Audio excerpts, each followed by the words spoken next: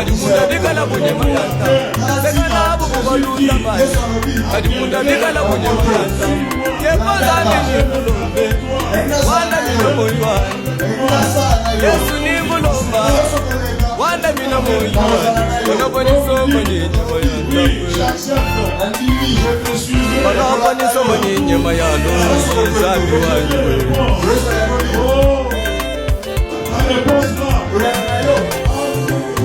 Ulubachina ngoyo, kimutakupesha konshasa. Ulubachina ngupapa, kimutakupesha konshasa. Ulubachina ngumama, kimwakashila barema. Ulubachina ngupulala, kiwakachakacha. Mwana nilipa wenda mwana, yaya kulisolo. Ujila kulisolo mune, solo mwane mwana. Wabila solo mune, solo mwane mwana. Wena mwana wakenda mune, wabila solo mune. Solo mwana mwana, ejela bawachi nyangu. Kala nasho mwene ngamu, uluba wachi nyangu. Kena mawita mwana, wajimisha mwana. Kisola kukumanya jitu kwa neumani uluba wachi nyangu.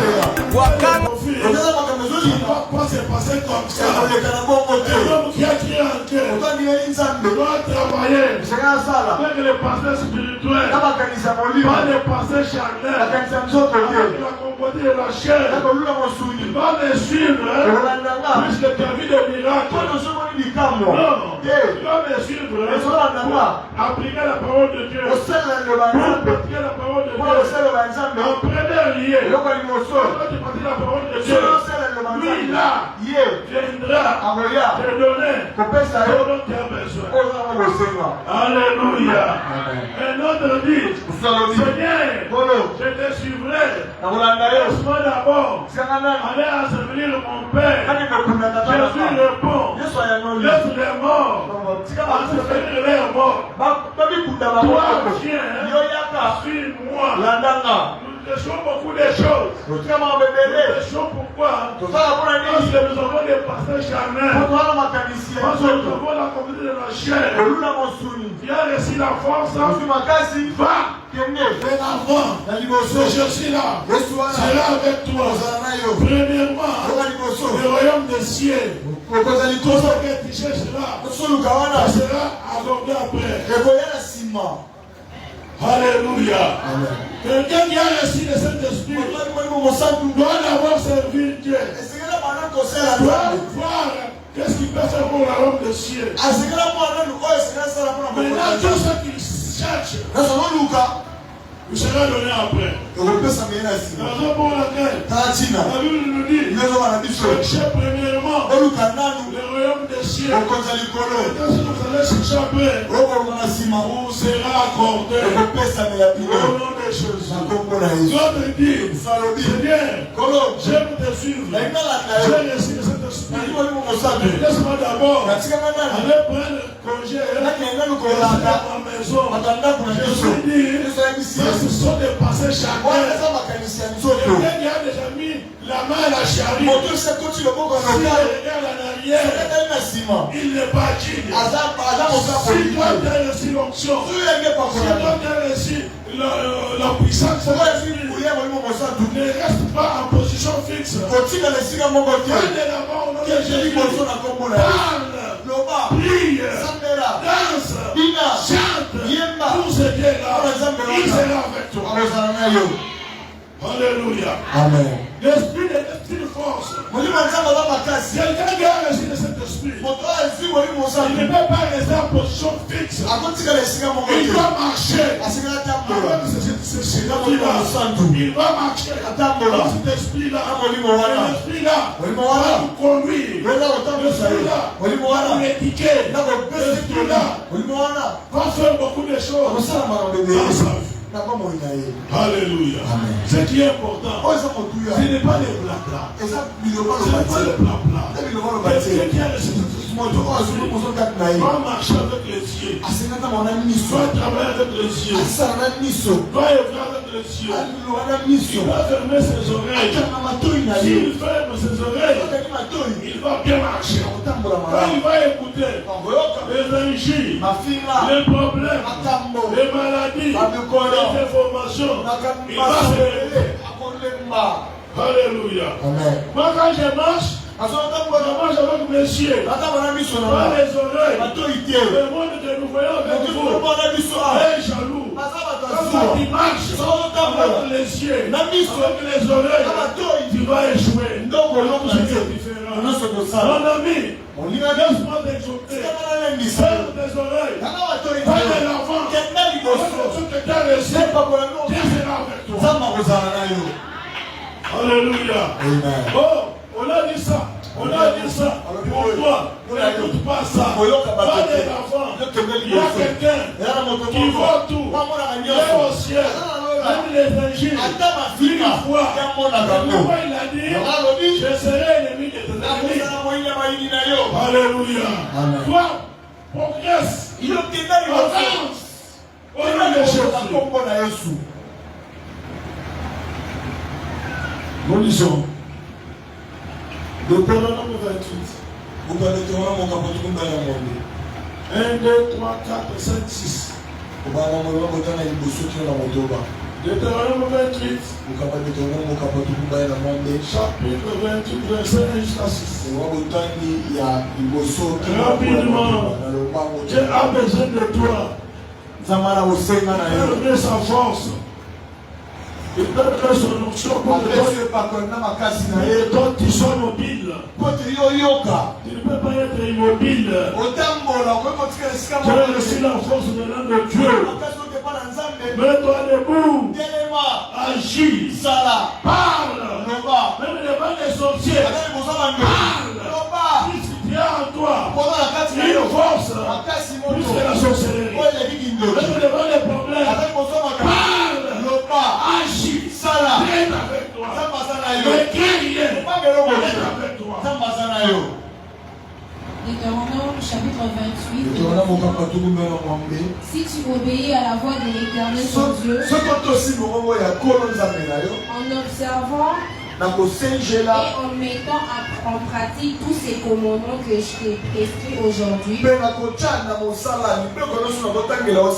l'Éternel ton Dieu te donnera la supériorité sur toutes les nations de la terre. 2. Voici toutes les bénédictions qui se répandront sur toi et qui seront ton partage. Lorsque tu obéiras à la voix de l'Éternel ton Dieu. 3. Tu seras béni dans la ville et tu seras béni dans le champ. Le fruit de tes entrailles et le fruit de ton sol, le fruit de tes troupeaux, les portées de ton gros et de ton menu bétail,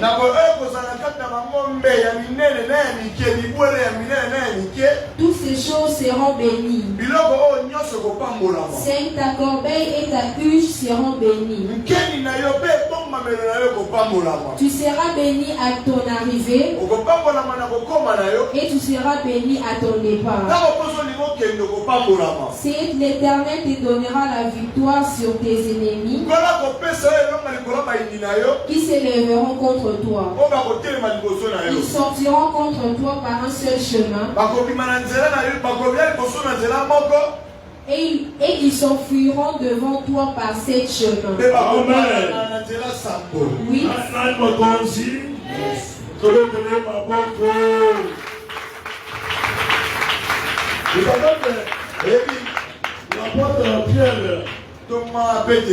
L'apôtre Pierre était surpris de la réponse de Jésus. Ah, il lui a répondu, Pierre, ce n'est pas le sang et la chair qui t'ont révélé cela. C'est mon Père qui est aux cieux qui t'a révélé que tu dises Je suis le fils de Dieu vivant.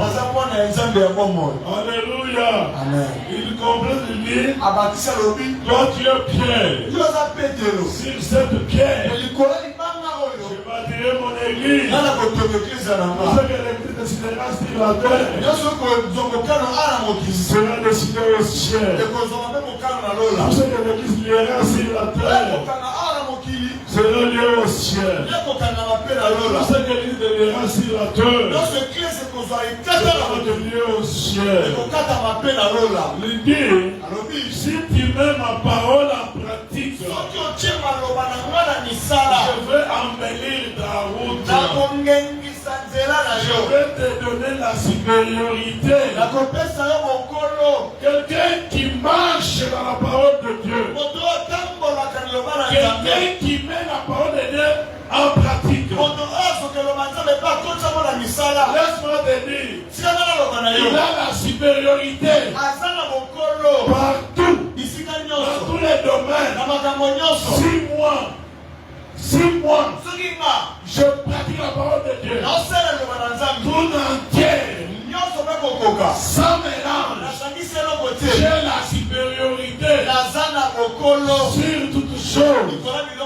Et toutes bénédictions sont à moi. L'Éternel bénira mon départ et mon arrivée. Et partout moi je dirai, j'aurai la supériorité au nom de Jésus. Alléluia. Alors, quelqu'un qui a réussi le Saint-Esprit doit marcher sur la voie de Dieu. Quelles que soient les pensées du monde, les pensées du monde tuent. Les pensées du monde ne donnent pas de quelque chose de bon. Ça peut faire pour une petite durée. Et après tu vas souffrir. N'envie pas quelqu'un qui a des choses. Tu ne sais pas la source de provenance de ces choses-là. Envie Dieu. Dieu donne la condition. Si tu mets ma parole à pratique, si tu marches sur ma voie, tu as déjà reçu l'onction. Je vais te donner la supériorité. Alléluia. Quand moi je suis supérieur, qui me fera quelque chose de mauvais? Qui me fera du mal? Si lui vient avec le mal, moi je suis supérieur. Il ne va rien faire puisque j'ai Dieu. Alléluia. Il dit, je serai ennemi de tes ennemis. Je ne serai pas contre tes ennemis. Je vais te protéger. Et tu seras avec moi. Tu vas marcher avec moi. Parce que tu vas selon mon esprit. Alléluia. Amen. Même comme si. Je vais te donner ma bonne cause. Comment on arrive à marcher selon l'esprit? Et le Saint-Esprit est clair. Comment marcher selon le Saint-Esprit? Quand on te fait cela, on va dire que tu as la capacité. Si on dit à un chef parle, si on dit à un chef parler, est-ce que le chef parle? Mais quand on te dit de parler, puisqu'on a vu que tu as la capacité, on a vu que tu as un homme qui est à l'image de Dieu. Et quand on dit que va, c'est parce que tu es capable. Quand tu vas partir, il sera avec toi. Amen. La peinture. Quelqu'un qui a le Saint-Esprit, s'il est payé, il lui met quelque chose. Alléluia. Le Saint-Esprit, c'est une force. Quand je marche dans l'Esprit de Dieu, je suis fort. Même devant les sorciers, même devant la marabout plutôt, même devant la magie, je suis fort. Tu viens à l'église. Dis pourquoi. Ton père est là. Même si ça ne va pas à la maison. Quand tu entres, tu vas être dans la joie. Tu es venu à Dieu. Ici, il y a un Dieu qui bénit. Il aime le Dieu de mes langues. Alléluia. Il n'est pas injuste. C'est injustice. Les marabouts, les gens de magie, les sorciers, les gens de mauvaises pensées n'ont pas droit. Ici, il y a un Dieu qui voit tout. Il y a un Dieu qui bénit. Il y a un Dieu qui transforme. Alors, tu dois être un enfant de Dieu. Pour que ces Dieu-là devienne en aide. Au moment où, quand tu vas ouvrir ta bouche, il sera avec toi. Il va marcher avec toi. Il sera ennemi de tes ennemis. Il va t'éduquer. Il va te sécuriser. Il est bien de beaucoup de choses. Alléluia. Il s'agit de savoir quand tu vas commencer ton projet. Les gens échouent. C'est parce qu'ils sont pressés. Quand ils forment un projet, tu as Dieu. Dieu va te donner le temps. Quand tu vas commencer ton projet, tu vas toujours réussir au nom de Jésus. Quand tu es pressé, tu vas sauter beaucoup de choses. L'Esprit de Dieu me parle beaucoup de choses. L'orientation va venir. L'Esprit te dit, je vais te conduire. Il est le conducteur, le vrai partenaire. Alléluia. Quand Dieu te donne une orientation, tu dois le faire. Il veut que tu réussisses. Mais quand il donne une orientation, c'est pour ton bien, c'est pour ton salut. Parce qu'il est beaucoup de choses. Quand il te parle, tout celui qui a reçu, Dieu parle à cet homme. Dieu parle à cette femme-là. L'Esprit de Dieu. On a l'Esprit de Dieu. Un seul esprit. Une diversité de dons. Je peux te parler en songe. Je peux te parler en vision. Dieu peut te parler comme ça. Toi tu vois comme ça. Toi tu te parles. Dieu peut te parler même en prophétie. Mais quand il te fait quelque chose, fais-le. Tu n'es pas un chien. Parle. Il est important. Parce qu'il t'a envoyé. Alléluia. Et quand toi tu ne fais pas ce qu'il te dit de faire, là tu cherches la colère de Dieu. Le Saint-Esprit doit toujours te conduire. C'est le Saint-Esprit qui te dirige, qui te conduit, qui te guérit. Ne va pas t'amener dans une mauvaise voie. Non. Quand Dieu t'appelle, c'est parce qu'il a besoin de toi. Parce qu'il t'aime. C'est parce qu'il sait que quand tu vas travailler, quand tu vas accepter son appel, il va te bénir. Raison pour laquelle dire, si tu m'aimes avant pratique, je te bénirai. Je serai avec toi. Je serai l'ennemi de tes ennemis. Oh, anniversaire de tes adversaires. Marchez selon le Saint-Esprit. Marchez avec Dieu. Marchez devant sa face. Il est Dieu. Marchez par le Saint-Esprit. Marchez avec Dieu. Même devant n'importe quelle situation. Quand tu marches avec Dieu, tu as déjà la victoire. Le Dieu que nous cherchons, le Dieu que nous prions, le Dieu que nous servons, le Dieu de victoire. Il est appelé victorieux. Il n'échoue jamais. Il n'a jamais échoué. L'échec d'évangile n'existe pas. Quelqu'un ne vient pas te décourager. Si tu es un enfant de Dieu, si tu marches avec Dieu, tu es victorieux. Au nom de Jésus. On ne te décourage pas. Parce que le monde ici a une seule habitude pour déranger, pour embrouiller les enfants de Dieu. Moi je te dis, ne l'accepte pas. Tu es victorieux. Au nom de Jésus. Alléluia. Laissez le souffle de conduire. Amen. Je dois marcher selon le Saint-Esprit. Oh, marcher avec Dieu veut dire renoncer à soi-même. Ce que j'ai dit ici, le premier tu dois renoncer à tout ce que tu fais comme péché. Parce que l'Éternel est le vrai coopérant. Il coopère avec ses amis. Il connaît l'adresse de tout celui qui les craint.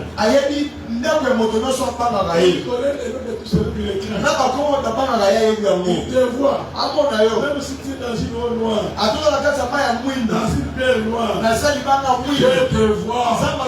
Dieu est international Dieu. Dieu est international. Il est ici. Il est là-bas. Même si tu es aux États-Unis d'Amérique, Dieu te voit. Même si tu es à Rwanda, tu te vois. Il est le même Dieu. Alors, ce qu'il nous recommande, c'est d'être avec lui. C'est de mettre sa parole. Les bons fruits.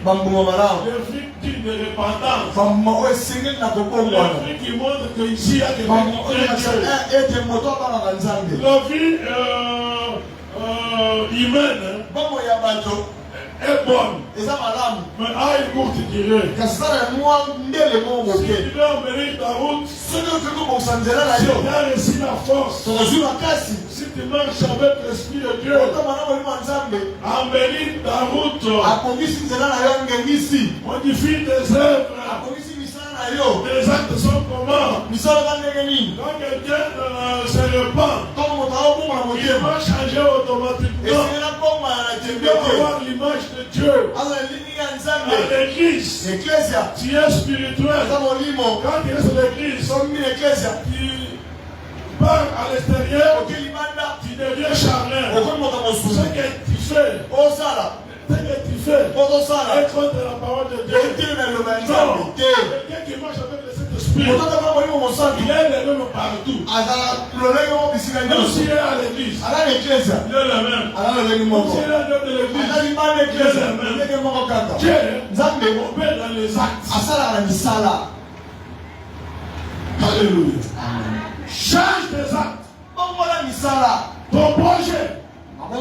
Je connais tes besoins. Je connais ce qui peut t'arriver demain. Je connais. Mais change. Marche avec l'Esprit de Dieu. Il va te conduire. Tu seras quelqu'un à féliciter.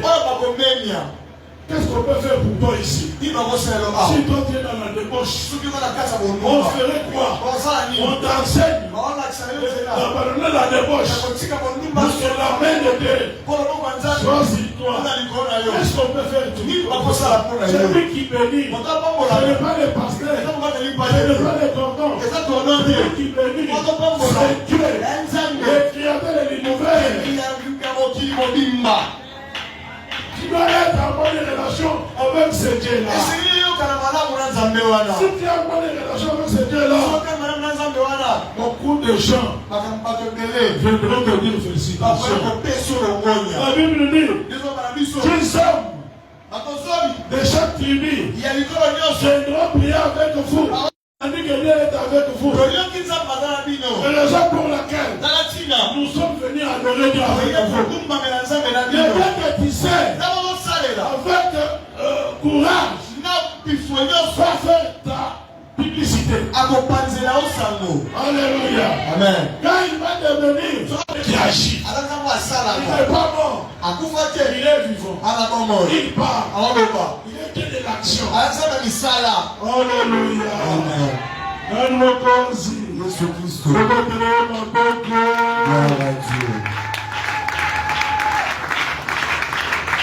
Quand on a les du monde, pourquoi on échoue?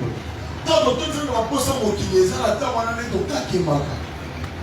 que tu es là, prends la bonne mesure de servir Dieu.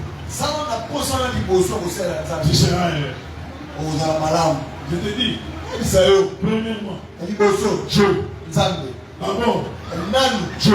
Dans ta vie, d'abord Dieu. Alléluia. Tu seras béni en abondance. Tu seras béni en abondance. Même quand tu arrives, Dieu te bénit. Même quand tu marches, il te bénit. Oui, tu te vois partout où tu passes. Alléluia. Dans ma vie, je sais que premièrement, les autres choses, oui, mais après, c'est pour la chair, pour protéger la chair. Même si on embellit cette chair, cette chair va pourrir. Alléluia. Mais moi j'embellis la chair. Moi je savais pour que le monde me voie. Ah oui. Excellent. Mais ça pour un petit temps. D'abord, avant d'embellir la chair ou le corps, je vais d'abord pratiquer la voix de Dieu. Alléluia. Quand je connais la voix de Dieu, même si la chair ici pourrit, je ne vais pas mourir pour la deuxième mort. Parce que quelqu'un qui meurt dans le péché, il va encore mourir. Alléluia. Nous avons deux vies. Même si la première vie s'efface, mais je vais gagner la deuxième vie. Qui est éternelle. Alléluia. Alors, quand j'ai eu la force, quand je marche avec le Saint-Esprit, même si je n'ai rien, j'ai quelque chose. Alléluia. Amen. Même si je n'ai rien, je suis puissant. David parle. Je n'ai jamais vu un homme de Dieu, un intègre de Dieu, mourir de faim. Alléluia. Amen. Il parle. Il confirme. Parce qu'il a fait l'expérience avec ses dieux. Il ne pas mourir de faim. Jamais. Les ciels voient. Tout projet du ciel. Si moi je sais que je ne vais pas me tromper avant la fin. Je vais dormir aujourd'hui pour le temps. Mais demain jamais. Il est avec moi. Il donne la nourriture. Au nom de Jésus. Et je peux aller quelqu'un pour moi. Je peux parler de quelqu'un pour moi. Si Dieu m'a donné la puissance, je vais être en collaboration avec ce Dieu-là. Je vais marcher dans la crainte de sa parole. Je suis fort. Tel que Dieu est là. Laisse-moi te flatter. Il y a des anges. L'ange de Dieu. À droite. L'ange de Satan à gauche. Tout ce que tu fais est copié. Si c'est qui vient du côté l'ange de Dieu, il vient dans la joie. Il te félicite. Donne ton rapport. Si tu agis mal, l'ange de Satan qui est à côté de toi est dans la joie. Alors, il te récupère dans son camp. Raison pour laquelle tu vas faire des faux rêves. Alléluia. C'est toi qui l'as changé, non? Mais laisse-moi te dire, aujourd'hui, change ta position. Dieu changera ta vie. Change ta position. Il changera ta ta vie. Le monde ici parlera aussi pour toi. Même si on parle pour neuf, tu seras aussi parmi les neuf. Alléluia. Même si on compte, tu seras aussi compté. Puisque tu es le Dieu. Tu n'es pas venu au hasardement. S'il te plaît, c'est Dieu qui t'a envoyé. Alléluia. C'est Dieu qui connaît ton dessein. C'est Dieu qui connaît ta destinée. Il est là. Il a agi. La Bible nous dit, là où il y a deux, ou trois, ils se réunissent au nom de Dieu. Lui, Dieu, est au milieu de nous. Il est au milieu de nous. Il nous écoute. Alléluia. Nous allons passer à la prière. Puisque nous voulons marcher avec cet esprit. Pour toute notre vie. Nous soyons accompagnés par le Saint-Esprit. Nous sommes accompagnés par le Saint-Esprit. Nous sommes accompagnés par le bénédiction de Dieu. Nous sommes accompagnés par la délivrance. Il est Dieu de beaucoup de chants. Il est Dieu de mains longues. Et ils sont ici. Il ne peut pas intimider Dieu. Quand il veut agir, il va agir. Quand il veut bénir, personne ne peut interdire. Alléluia. On se met debout.